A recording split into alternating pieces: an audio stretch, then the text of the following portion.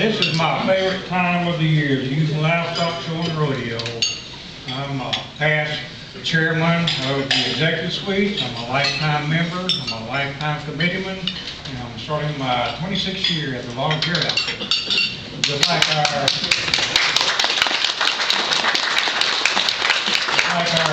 guest speaker, Ron Capehart. In his professional life, Ron is an attorney, a certified meditator, and a certified arbitrator.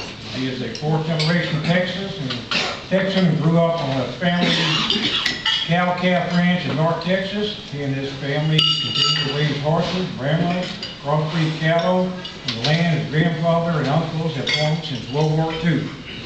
He and his wife Samantha are proud parents of 4-year-old triplets. Well, that'll be fun. In his spare time, Ron is a life member of the Houston Livestock Show Rodeo, currently serving on two committees. He's a member and former vice chairman of the Houston Horse Announcer Committee and a member and former captain of the Speakers Committee. He has served on the Houston Livestock Show Rodeo Committee for 16 years and has in high school he also competed in the Houston Livestock Show Rodeo. So at this time, I'd like to introduce Ron.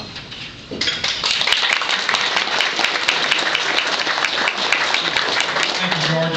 Well, great big Texas howdy to all of you this morning. How are you? Well, we're not going to let a little rain stop us this morning.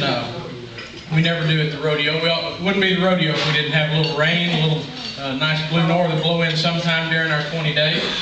I want to talk to you all today a little bit about the Livestock Show. How many of you, show of hands, have been out to the Houston Livestock Show and Rodeo at one time or another in your life? See, I like groups like this. Y'all are good. Y'all are good. I want to talk to you a little bit today about some things that you may not know. We'll go through a brief history of the stock show, very brief, because I know most of you who have been out here, if you've been Houston residents for any length of time, you know a lot about the stock show. We've been a part of this community. Can everybody hear me okay back there? Yeah. Without the microphone? Okay. Yeah. I'm like, those microphones get in the way sometimes. So, but if you've been around Houston long enough, you know that we've been around since 1931.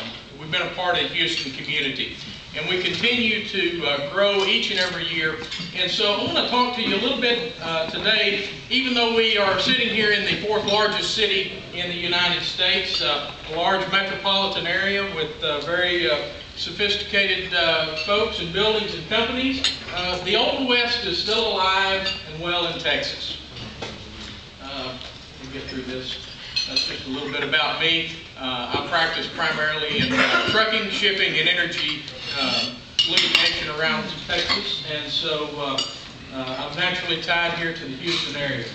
Where have all the cowboys gone? Well, they've gone to Houston.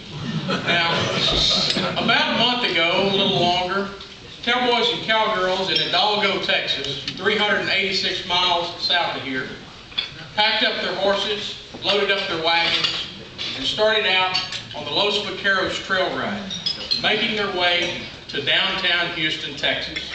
And they showed up on the 26th of February here down at Memorial Park. If any of you were in Memorial Park the weekend before the rodeo started, you saw a bunch of horses and wagons. And if you wonder what that is, that's because our trail drives, which started in 1952 for the Livestock Show, all converge on Memorial Park to get ready for one of the largest parades annually held here in Houston.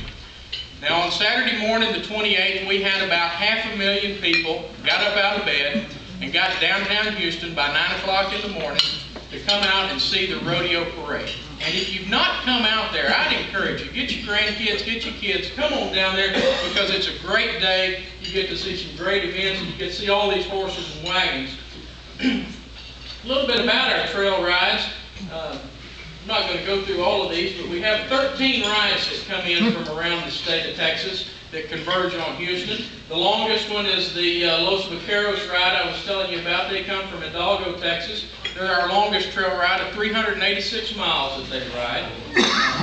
We have one trail ride, the Old Spanish Trail, comes in from Logansport, Louisiana.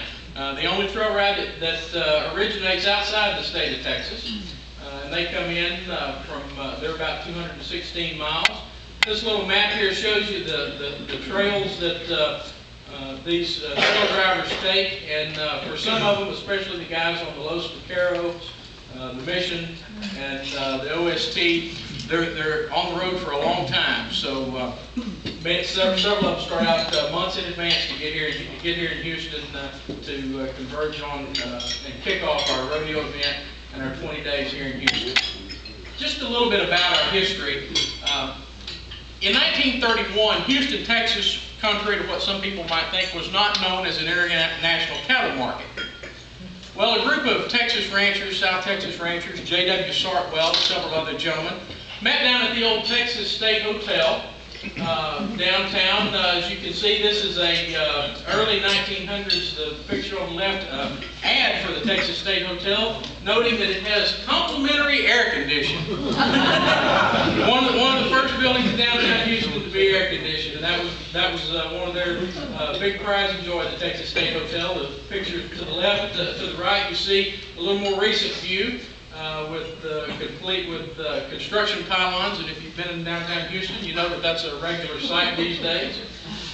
But Mr. Sartwell and these 7 other cattlemen met down at the hotel, and they wanted to establish Houston as an international cattle market. They got tired of having to go off to shows out of the state and go up on the East Coast to have their cattle compete against other cattle.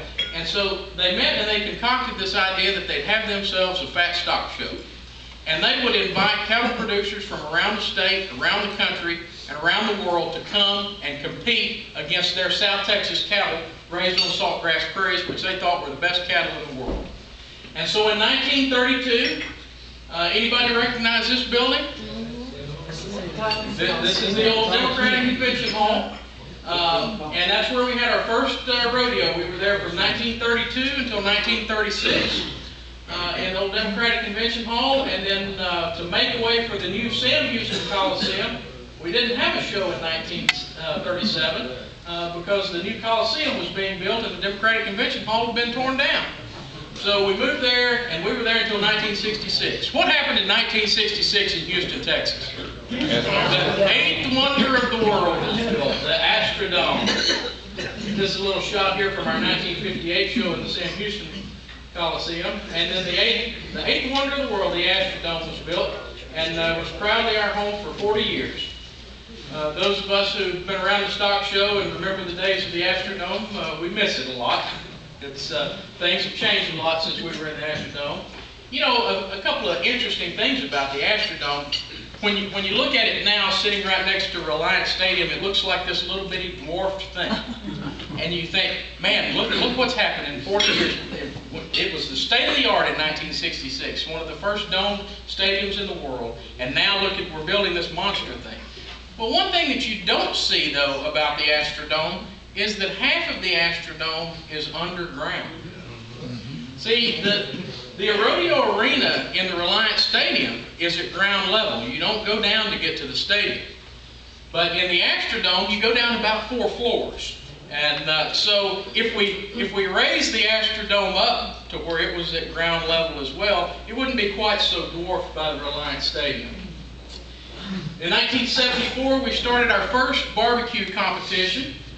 These are the fellows that won it. And 36 years later, well, actually we just finished our 37th, but I didn't have the numbers in. We had 425 teams come in and compete at our barbecue contest over 3 days.